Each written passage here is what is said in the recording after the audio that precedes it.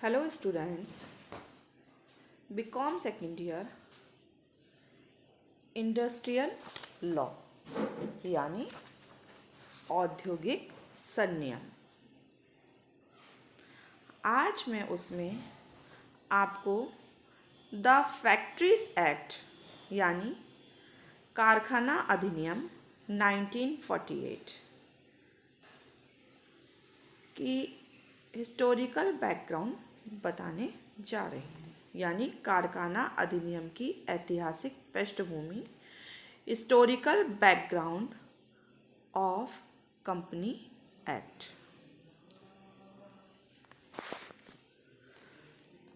The most effective labour legislation,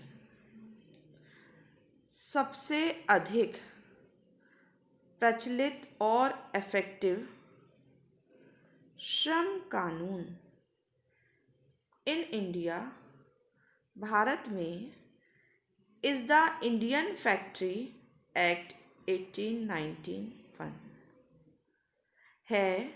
Indian factory act भारतीय औद्योगिक कानून 1891।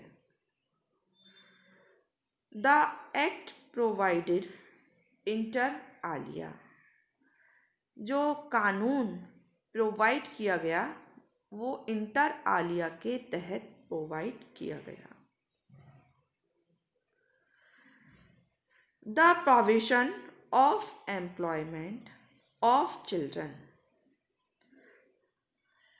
एम्प्लॉयमेंट रोजगार ऑफ चिल्ड्रन बच्चों के लिए, लेस देन 7 साल से कम उम्र वाले बच्चों के लिए रोजगार निषेध था। एंड प्रेस्क्रिप्शन ऑफ 9 आवर्स, और ये प्रेस्क्रिप्शन दिया गया कि 9 आवर्स 9 घंटे वर्किंग अ डे, एक दिन में कार्य किया जा सके।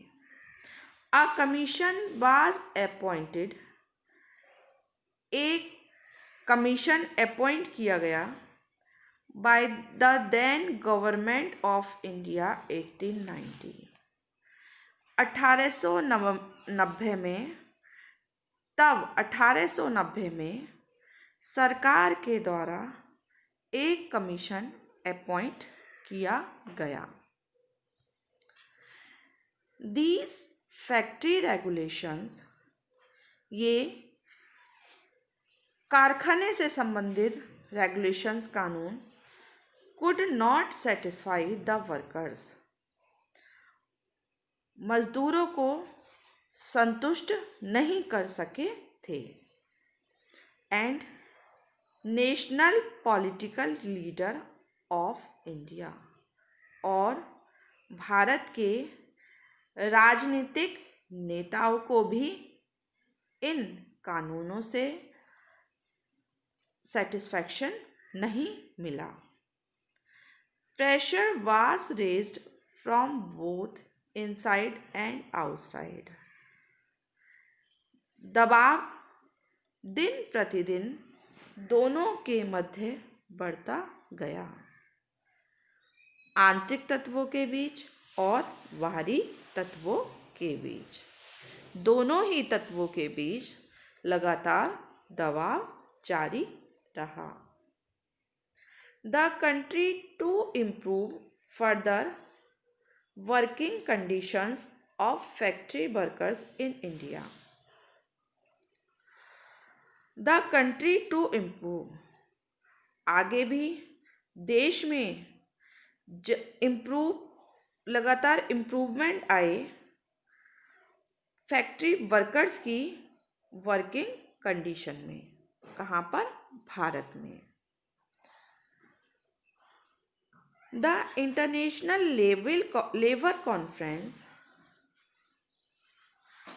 अंतर्राष्ट्रीय लेबर कॉन्फ्रेंस लेट के जो नॉर्म्स थे वो फैक्ट्री यानी कारखाने कानून, जो कारखाने के कानून बने वह नेशनल लेवल पर यानी राष्ट्रीय लेवल पर बनाए गए। ऑन द अदर साइड, दूसरी तरफ, ग्रोइंग, बढ़ते गए, सोशल, सामाजिक एंड पॉलिटिकल और राजनीतिक कॉन्शियसनेस यानी चेतना ऑफ पीपल, लोगों की, ऑफ इंडिया, भारत की। टू टेक, ली गई, इमीडिएट स्टेप, जल्दी ही में कदम, इन दैट डायरेक्शन, इस डायरेक्शन में, इस तरफ जल्द ही कदम उठाए गए। अब मैं आपको दूसरे शब्दों में अपने शब्दों में समझाना चाहूँगी। 1881 से पहले हमारे देश में कारखानों के अंतर्गत कार्यरत श्रमिकों की दिशाओं पर नियंत्रण करने के लिए किसी भी प्रकार का कानून नहीं था। श्रम संबंधी मामलों में सरकारी नीति भी हस्तक्षेप न करने की थी। परिणाम स्वरूप मालिकों, श्रमिकों ने मनमाने तरीके से शोषण किया। इसके अतिरिक्त श्रमिकों के स्वास्थ्य, सुरक्षा, कल्याण, अवकाश आदि के संबंध में कोई भी प्रावधान या प्रोविज़न नहीं था। भारत में कारखानों में यानी इंडिया की फैक्ट्रीज में जो वर्कर्स काम कर रहे थे, उनकी जो कंडीशन थी, दयनीय दशा थी, उसके इम्प्रूवमेंट के लिए 1881 में कारखाना अधिनियम, फैक्ट्री के रूल्स बनाए गए। इन रूल्स में, इन रेगुलेशंस में लगातार डे बाय डे चेंजेस होते गए। ये चेंजेस 1891 में, 1911 में एंड 1934 में हुए।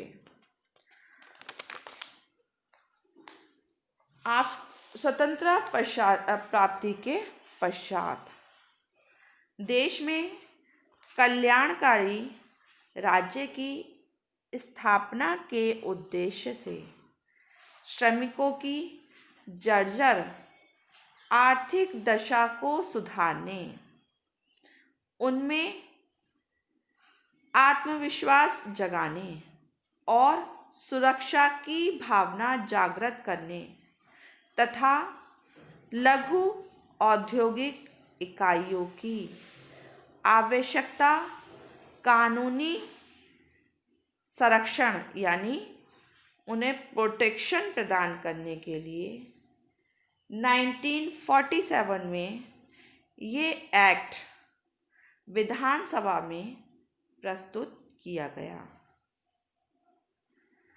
28 अप्रैल 1948 को ये एक्ट हम सबके सामने ही पारित किया गया।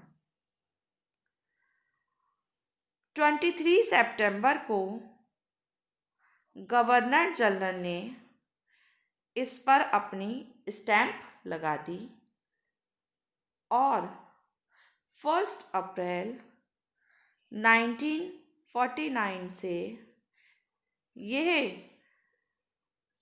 फैक्ट्री रेगुलेशन एक्ट 1948 में कारखानों में कार्य करने वाले श्रमिकों की दशाओं को निर्धारित करने के लिए लागू किया गया।